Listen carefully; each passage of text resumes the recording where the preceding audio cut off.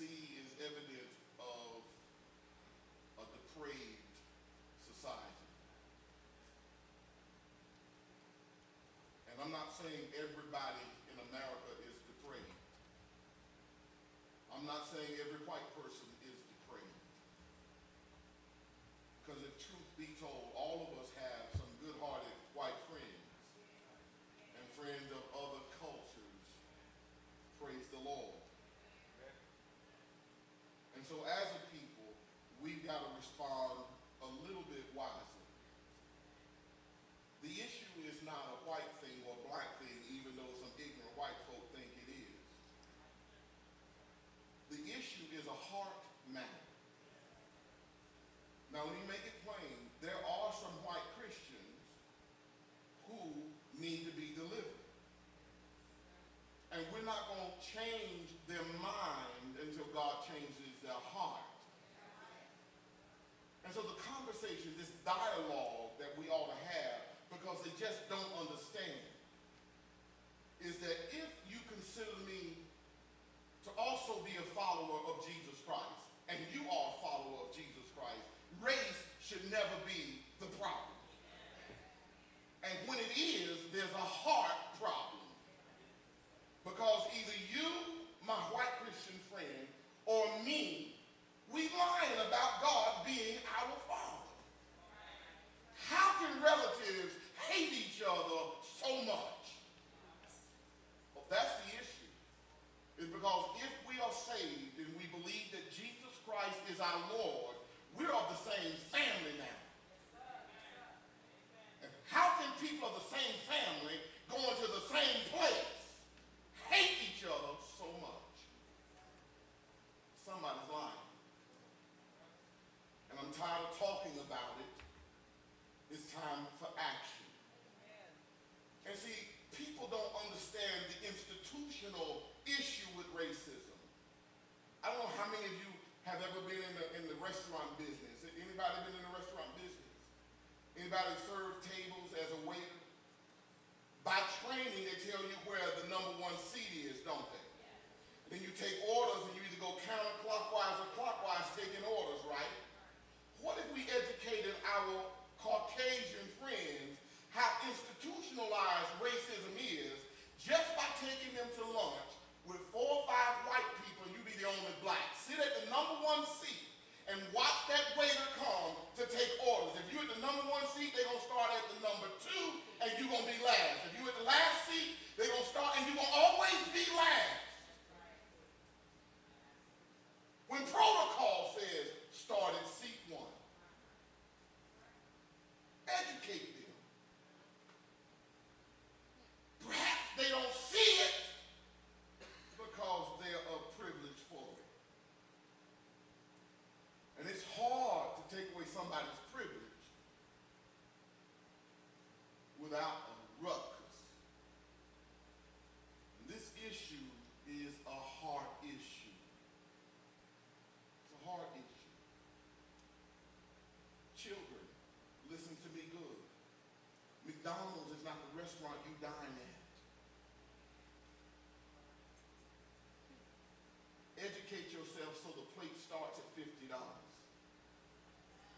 which means the tip gonna start at $10. Which means when you give me 4 servings and I'm at the number 1 seat and you go to number 2 instead of me first, your tip becomes 0. No, not 0. I usually put 1 cent with a note. Follow protocol next time.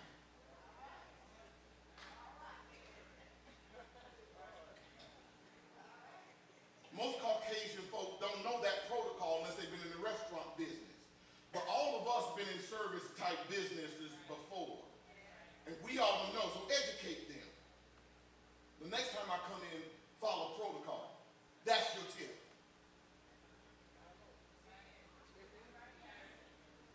My wife and I were out of town. We had to run up to Raleigh last Sunday after church. We stopped to get some dinner, and one dish was just awful. So we sent it back, and they were going to discount it off. And so he came back instead of discounting it all. We took it off, but he added another meal to our ticket as if we wouldn't see it. So I reminded him again. Then I heard them talk about, oh, I can't satisfy anybody. Well, if you charge me what you're going to charge me, that's fine. But don't, you know what, it's all right. So he comes back, he said, I'll take it off. He took it off. And so what he did, he took off half of it. As if I was going to make an issue. I didn't make an issue. The meal came to $32. I'm usually a 20-30% tip. So I gave him exactly 5%. And I said, you make up the other, I would put a note on his receipt, make up the other 5% with the discount for taking off that bad meal. That's where your tip went. So now, if you want your tip, go correct that bill. But I'm paying what I'm paying. And out the door. You heard them where it counts. I don't care what color you is, business transact in green dollar bills. Oh, that language go clear across seas. That's where you heard them. You educate them by educating yourself and say, you know I deserve better, and we're not going to fuss and fight about this. Note, your tip is because you didn't follow protocol. That's your tip. The next time you see an African American, treat him accordingly. And see, I generally frequent the same restaurant, so they know me when I'm coming. And the ones know I tip well, they want me to be in their section. That's how you educate them. And so this deal with Charleston, tragic. Tragic. 9 families are now without loved ones. 9 families. Not the whole state of South Carolina. All I have had their troops on the ground looking for this person. One of y'all has shot 9 white families. Trust me today, you will not have been brought in peacefully. You could have been laying on the ground, have given up, and they would have unloaded clips to make sure you don't move. But you're not going to serve time behind bars. You're going to be in a dusty dirt nap. Do you hear what I'm saying? Tragic. Tragic. And it's a heart problem. The enemy wants us to make this into a race war. But we need to be smart enough to understand this is a heart matter.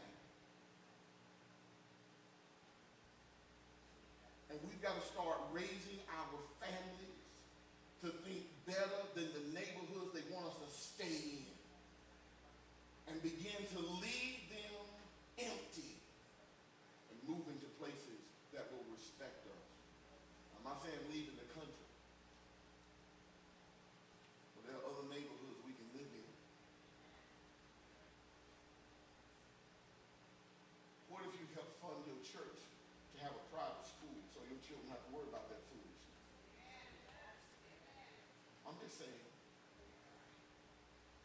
What if you support some of the black businesses that are on the up and up? I'm not talking about under the table folk, because some of us, we just as crooked as we want to be. And turn our dollars over in our own communities, like the Korean and the Spanish do. What if we had a soul food restaurant where we go spend our money for dinner and tell Ryan's and Golden Corral we ain't coming back no more? What if we did that?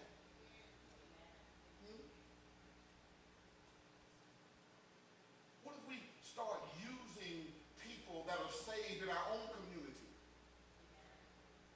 instead of this crap mentality? Because you ain't got it, you don't let nobody else get it. It's a heart matter. It's a heart matter. This issue with Charleston is pervasive in that community. If you know anything about that area, it's one of the most racist areas in the South. The judge who was presiding over the case got dismissed because here's his thoughts. After 9 families lost their loved ones, he wants to remind society to keep in mind the family that this shooter has. Wait a minute. This 21-year-old didn't go off the ranch at 21.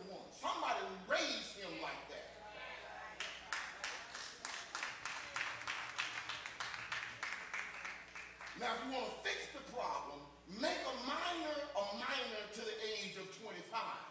Then you go arrest the parent for raising that fool. That's how you deal with that family. His daddy gave him the gun. That's how you raise that family. That family don't need any solace from us. That family needs to know you raised an idiot that's hateful and evil. And he didn't become evil because he turned 21. He became evil because you're evil and you raised him to be evil.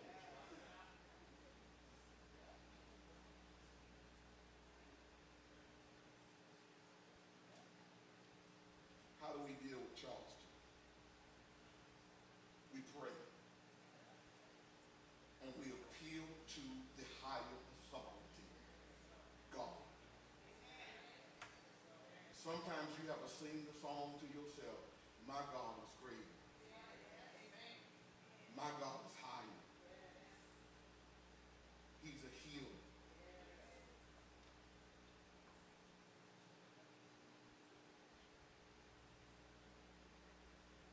Pray God will continue to expose atrocities like this.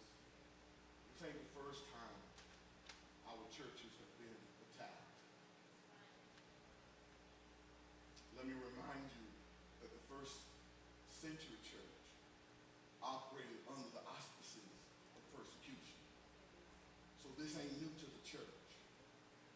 I do want to press the case. That's why I'm so heavy on our men.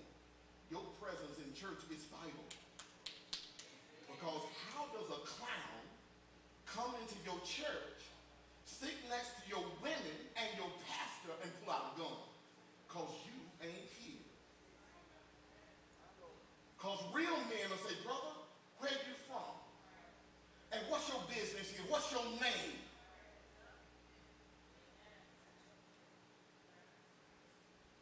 What you got in your bag? Come on, can I talk to the brothers? We come up from the streets. Don't let that thought leave your mind when you come into the church. I still know streets. That's a bird that looks like a gun.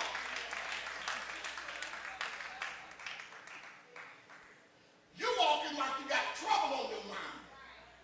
You're not here for the fellowship of the Lord or his people. What's your story? And can't nobody read a brother with a lost lip head than another brother who's been there. That's why your presence is vital. We're supposed to protect our church.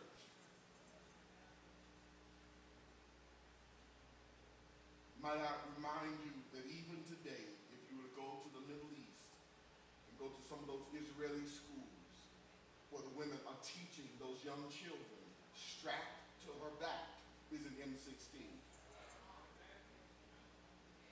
So that when the wrong presence show up, she don't mind telling the children get in the cubby hole, cause sister girl laying down fire on a flanking position, and everything that's in front of me either gonna fall down or be dropped.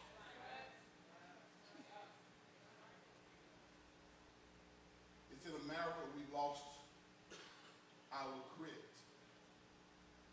The church has been attacked from the beginning. And anytime you fighting against evil, prepare for evil to strike back. And the way you prepare, sometimes you gotta shoot back. Somebody help me. Sometimes it's best to shoot the devil before the devil shoots you. I know somebody don't want to hear this. I hope y'all record this. Put this on YouTube. Sometimes you got to shoot the devil back. Oftentimes you got to shoot the devil just for showing up. Anybody got a gun today? Devil, will you please stand up so we can go and shoot you right now? Ain't no point wasting time. You speaking around trying to tear us down. Let us shoot you at the beginning of service, so when we get to altar call, we ask God to forgive us for killing you.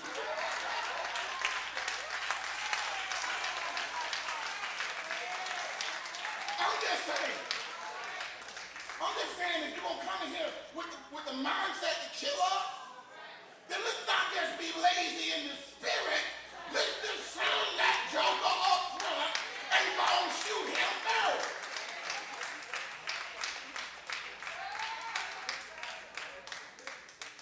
Security team, y'all are loose to carry.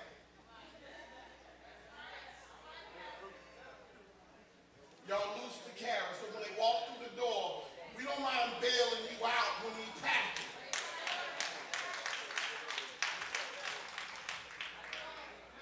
See, I might get arrested for that because prejudice white folk don't like to hear black folk talking about we're going to fight back.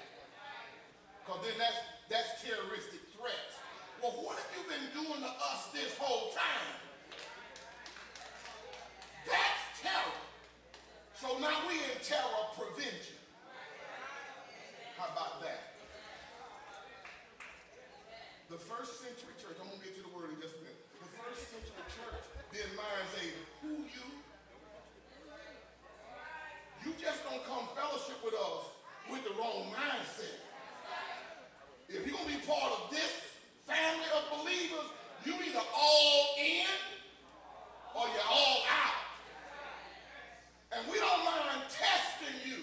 Can I see what's in your wallet?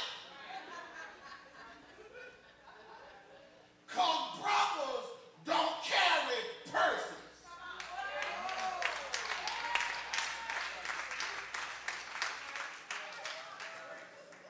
And on Sunday mornings, we don't have any bulges sticking out our suits. Brother, that little thing on your side can pat you down. What's that?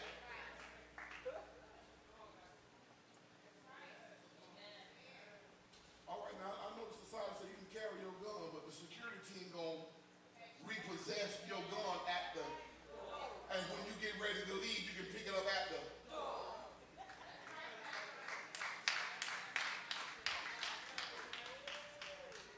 They don't understand the First Amendment. See, the First Amendment, the reason why so many liberals want to remove the First Amendment where you have the right to bear arms, because when y'all wise up and start toting, then they got to stop terrorizing you.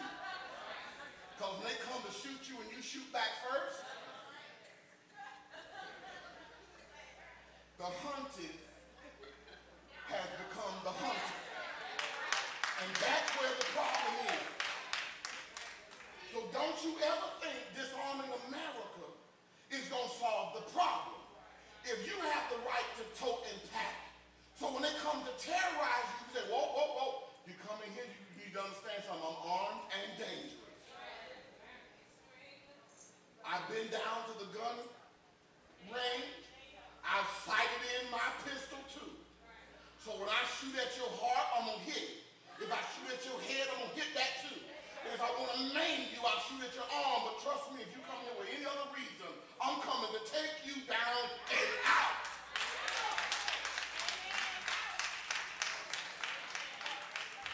They don't want to hear that. I know this is church. I know this is church. I know this is church. Well, let me just remind you, God told Joshua to go take the land, and he rained down hail from heaven, and it took out the enemy in the middle of a fight so his people can take what he claimed for them.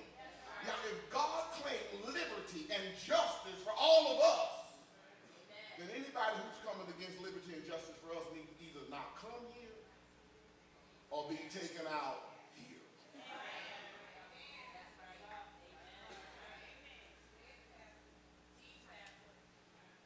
The Word of God can be found in the book of Exodus.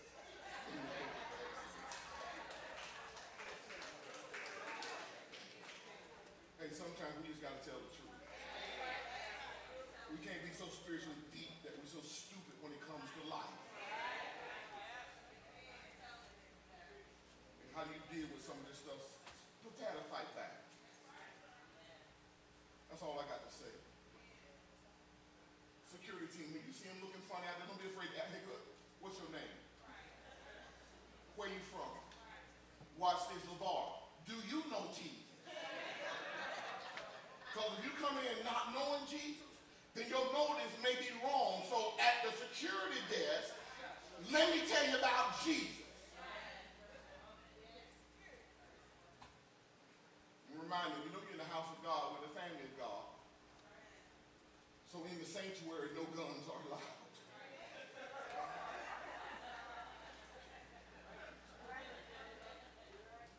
That's a safe zone. In the parking lot, we're liable to shoot you if you want to come up here and tote. Put that on the front door. You're liable to get shot toting the gun up in here. You got to laugh about it, but I'm serious. I'm serious. Imagine if I could have had some of my ex-thuggish brothers down in Charleston when that joker showed up. They said, dude, come. I know what that looked like. Now, before you go in there and sit next to the ladies and sit next to our pastor, you and I are going to have a little discussion. If you're going to shoot anybody, it's going to be a shootout between